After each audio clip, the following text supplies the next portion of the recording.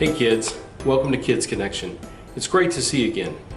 Today we're going to talk about letting go. Specifically, letting go of fear, worry, and anxiety. Thanks for tuning in today, and I look forward to talking about our subject. Okay, so today's subject is letting go. Let it go, let it go. And the passage of scripture we're looking at today is Psalm 94, verse 19. Psalm 94, verse 19, a psalm written by David. And the psalm says, "When anxiety was great within me, your consolation brought me joy." Isn't that a great verse? To say to God when anxiety, when fear, when worry, when all of that was great inside of me, just the thought of you, God, just the thought of your love for me, you're taking care of me, you're looking out for me, you knowing me brings me joy. Such a great thought. And coming from David, who had so many things happen in his life, that was an awesome statement. When you stop and think about it, it's amazing that all of us aren't always filled with anxiety and worry and fear, given the fact that our world today is very unstable, very unsure. And I know you hear it. You hear stuff on the news. You hear your parents and your family talking about current events, and I know it can be really scary. But as you hear about those things, sometimes if we're not careful, we allow these feelings of fear or having a lack of control to scare us.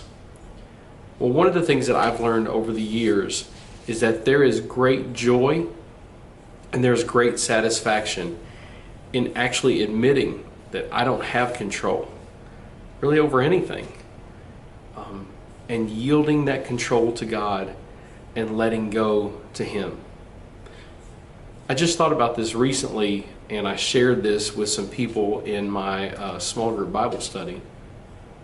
But it's amazing to think that when you let go and you give God control of something, that not only does He take that from you, but He removes that fear, He removes that worry, and He takes that burden really off of your shoulders, and He places it on His own.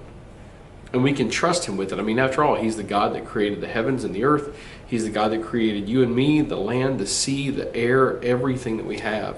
Certainly we can trust Him with whatever it is that we're going through.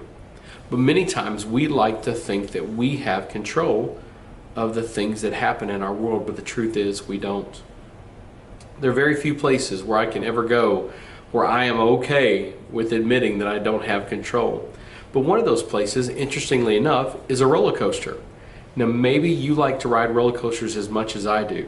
And if I get a second, maybe I'll put some pictures up on the video today of some of my favorites that I've ridden over the years that I absolutely love and think are just terrific roller coasters. First, there's the Voyage at Holiday World in Splash and Safari.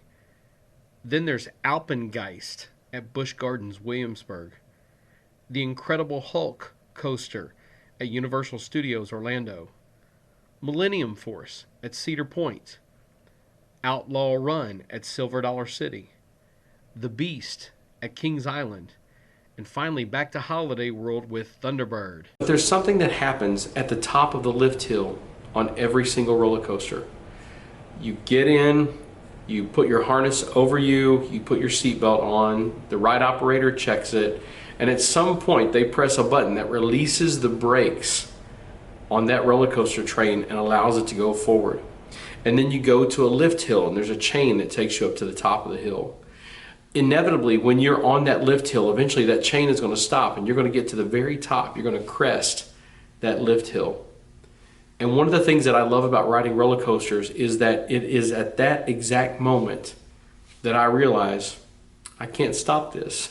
I have no control over what's about to happen. It's one of the few places where I know that I can just yell, scream, laugh, cry, whatever, and it's completely acceptable because I'm on a roller coaster, right? People are doing all of those things. but it's a place where you can just let go and let gravity take its course, right? As it pulls you down the hill and you feel that feeling in your stomach.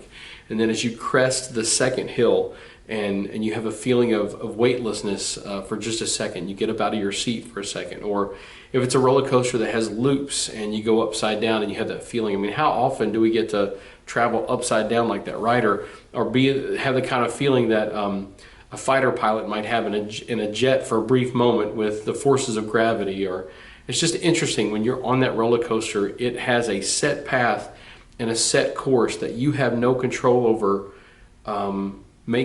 designing, but you're just along for the ride. At some point, I'm letting go and trusting that whoever designed that ride knew what they were doing.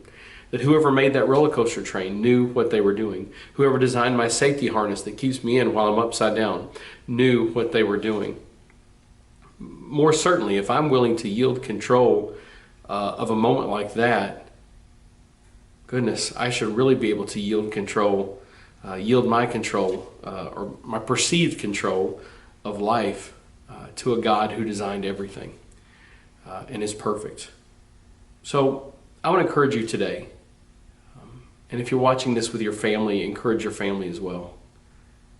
What are some things that you struggle with controlling? Things that you get upset or have anxiety or fear or worry about because you do realize it's something you can't control. I guess the bigger question is are you willing to give God control of your life and give Him control of your fears and your worries and your anxieties, and realize that there are so many things that we cannot change, that we cannot control, that we can't influence. But certainly we can go to the one God who can do something about all of those things. And for me, that fills my heart with joy. That makes me happy. That's comforting to know that the God of the universe that created the stars and the planets loves me, that He wants to know me. More importantly, that He sent His Son to die for me and for you too. It's amazing. There are so many things that can make us feel anxious, that can make us feel worried. But there's one person we can turn to that can remove those from us, and that's God. So I want to encourage you today, in the middle of your week, as you're getting ready for school, just weeks away, as you're uncertain about that, as you're getting ready to return to normal schedules like you were used to having, and maybe you overhear your parents talking about things that make them, nervous about that. Maybe you have some fears yourself. Spend some time today. Take those fears, take those worries to God in prayer. And when you pray, just say, Lord, I'm afraid of this. I'm scared of this. I'm worried about this. And name it. Name what it is. And then just ask God to take it from you.